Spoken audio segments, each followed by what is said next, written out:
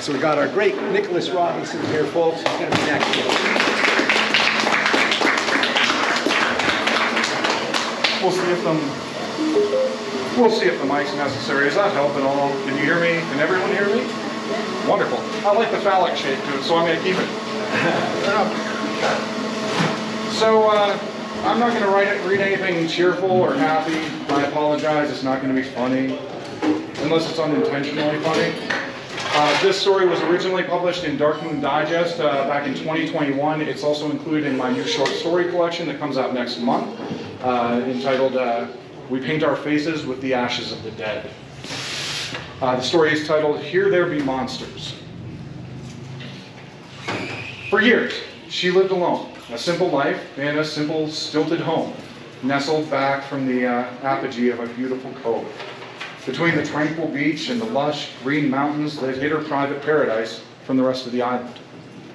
During the height of the tourist season, she wasn't always so alone, as strangers in kayaks and canoes discovered her sheltered beach. They treated her home with respect, and though she preferred a life of solitude, she often enjoyed the company and the stories they brought with them of the life outside of her little haven. It was during one of these seasons when a lone visitor found his way to her peaceful pool. He caught her eye, and there was something about him that drew her attention and held it. She caught his eye as well, and though he left her before the tide went out without saying a word, he returned the following day, and then the next. On the third day, he didn't retreat with the receding tide, and as night approached, he started a small fire with driftwood just beyond the water's reach. Curious, she joined him, and they sat in silence together until the rising waters threatened to extinguish the flames. With sadness, she watched him return to the water and retreat from view. Her thoughts returning to the strange man all through the day, wondering when he might next return, and as she drifted off to sleep, she wondered if she'd see him again, and hoped that she would. She needn't have worried, as he was back again only half a day later, and during this visit, they talked. They talked for hours. They talked about many things. Together, they made a fire as night approached, and they continued to talk until they were both exhausted. They slept that night on the sand, under the stars, and in the dark, they dreamed of nothing more than remaining just as they were. With the sunrise painting the sky above them, they made love on the beach as the rising tide lapped at their bodies. When he left next, he assured her that he'd return soon, and so he did. This time he returned to stay. There they remained together, living their simple life as one, in their simple home, tucked into the greenery of their secluded cove for the following years. There was happiness, contentment, for both of them there. On good days, they'd swim together past where the shore pinched together, creating the shelter of their perfect home, the water becoming dark beneath them as the island shelf gave way to the depths. The years were good to them, and their love was strong. They woke one night to a rumbling in the earth, a deep growling vibration that they could feel and hear, and both of them were afraid a tsunami might come. But the waves simply became heavier for a while, and then peace returned.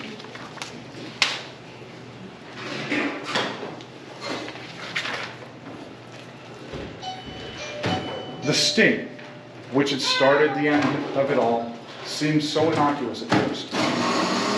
Just a tiny bite from some insect or creature hidden in the sand. These things happen all the time. Neither of them had thought anything of it when it happened. It was only after he'd started getting sick that they began noticing the shapes undulating beneath the surface of the water as day turned to night. Hulking shapes, unlike anything they'd ever seen out beyond where their cove and the ocean began. Soon the fish began to float to shore, collecting in the sand at low tide when the water went back out, displaying marks of suckers and teeth that matched none of the deep ocean predators they knew inhabited those waves. Larger creatures too washed up, small sharks and things that were rendered unrecognizable from the damage done to them. Soon, he was unable to join her as she attempted to clean their beach of the carrion washing ashore. His skin cracked in the seeping sun, and steeping in the sun, his stomach turning and unable to hold down anything she might prepare. She tended to him as best she could, but neither of them knew what he needed, and in their isolation, it'd be weeks before a doctor could arrive on the island. Deep inside, they both understood that he wouldn't live to see the doctor. Unable to breathe without difficulty, knowing the end was near, he asked her to help him to the edge of the water, where they might watch the sunset together one last time. The struggle in getting him to the place where the gentle waves lapped up onto the shore was almost too great to get him seated before the sun reached the horizon. But just as the sky and the sparse clouds ignited with brilliant colors, his feet slipped beneath the surface and he fell heavily into the cushioning sand. Hand in hand, they watched as the sun disappeared and the first twinkling points of light sparkled in the night sky. The pain was fading, and he knew it was time to go. But as he slipped himself with her help into the water, the wounds on his flesh began to burn differently. The salt, he assumed, was adding its own bite. He took in one last breath of the ocean-tinged air, holding it within his agonized lungs, looking up at her sadly smiling face once more before he let his head slip beneath the water. With one last gentle shove, she pushed him away from the sand, and when the ocean current propelled him out to sea.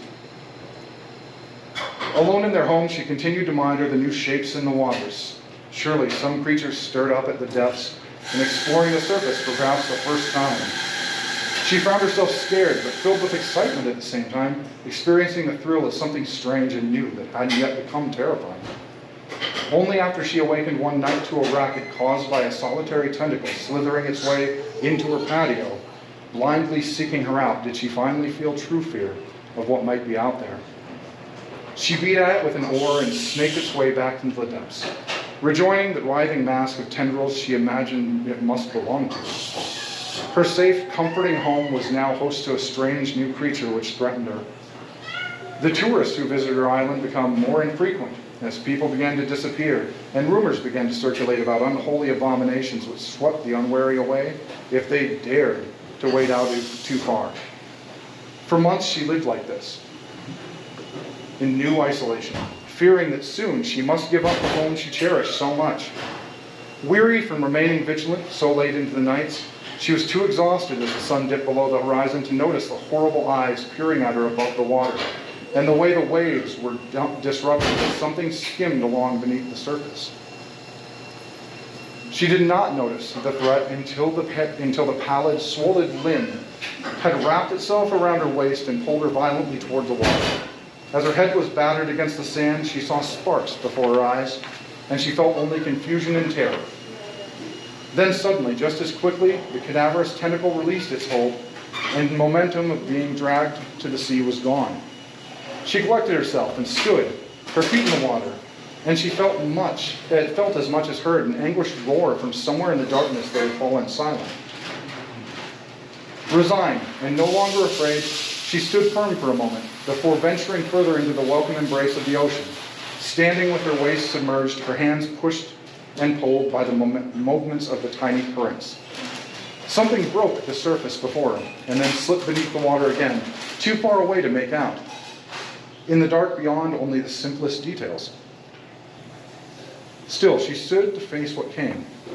Though she couldn't see what lurked before her, she could feel its presence obstructing the water the way a person can feel someone moving silently in the darkness, in the way they alter the airflow. Unafraid, ready to embrace what came, she reached out slowly with her hand, leaning forward just slightly, until her fingertips lightly brushed against something hard but flexible. She flinched briefly, but didn't pull her hand back. Nothing attacked her just yet. She laid her palm against the invisible form hidden by the water and the night, and she followed by laying her other palm against the shape as well. The unreality of it all slowed her response. The connection slow to be made in her tired mind, but she recognized the pattern of the ridge or scale beneath her left palm. She'd rested her hand against that same crack pattern for days just last month. She began to slide her hands gently along the surface of the creature before her, feeling the same familiar pattern taking shape. Awareness struck her like a sudden shock, and she attempted to leap backward, her feet lifting from the floor of sand, and she toppled back. The creature sped forward, massive fins breaking the surface of the water as it breached itself, attempting to catch her before she fell. The creature sped forward. There we go. Sorry, I lost my spot. Eyes adjusted to the darkness, the moon peeking out from the clouds, she saw something that was at once alien yet familiar. Perhaps it might once have been the form of a man, but only in vestigial elements that was apparent. The scales, though, the scales were the same pattern she'd come to know so well, as she despaired that the man she loved was dying. How could this be? She asked the question aloud, timidly uttering the name of a man she'd loved for so long that it felt like her whole life. And the organism propping her up vibrated in a way that she could only interpret as affirmation. She began to cry and pushed herself away from the creature, retreating from the water and falling heavily against the sand. The thing in the water didn't follow, but it didn't retreat from her either. Finally, her mind reeling, she retreated to her home and she slept in the bed that felt painfully empty, worse than it had for weeks. The next night, as the sun set, the thing approached again. She watched it and returned indoors. The next 4 evenings were the same routine. On the 6th night, while staring into the darkness, she heard a crash as of something mighty breaching the surface of the water far offshore. In only a moment, the shape she'd been monitoring turned and sped away beneath the water, fins like razors slipping beneath the waves as it approached the deeper. Moments passed, and though only faintly, she heard the sounds of thrashing in the distance. There was silence for a while, and then a screeching eruption that led her to cover her ears, the pitch like some unholy chorus rising into the night sky and shattering the peace. Minutes later, the familiar shape returned to where it was, floating vigilant with her, watching her, and she knew, though she could see no eyes. It took her weeks of this, the same routine repeated, the creatures in the shallows, racing away when anything else rose from the ocean depths, before she accepted the reality of it, that seemed too profoundly unreal, too painful to be mad, so painful as to be mad. The man she'd loved had returned to her, though his form was nothing she understood, and he was trying to show her that she was not alone. She tentatively waded into the waters, her eyes closed, fearful that she'd lost her mind. It slid through the water and ran its scaled flesh against her outstretched hands and nudged her with what she assumed must be its head, unseen in the inky, impenetrable darkness of the night ocean. Nourished by the meat of unholy creatures clawing their way up from the depths of the cold ocean, he grew strong and his jaws grew powerful. The flesh of those unhallowed beasts shaped him into a monster himself, as he prowled just beyond the cove to protect his love in her home, where she remained, watching the waters under the moonlight for those times when his massive fins broke the surface, assuring her that he was still there. Nothing of the man he once was remained in his form, but within the sleek, aquatic killer, he was still the man that had loved her so intensely, while he walked upon the sand with her hand in his. The transformation he'd undergone had not managed to diminish the heart and the mind of the man he used to be. There we have it.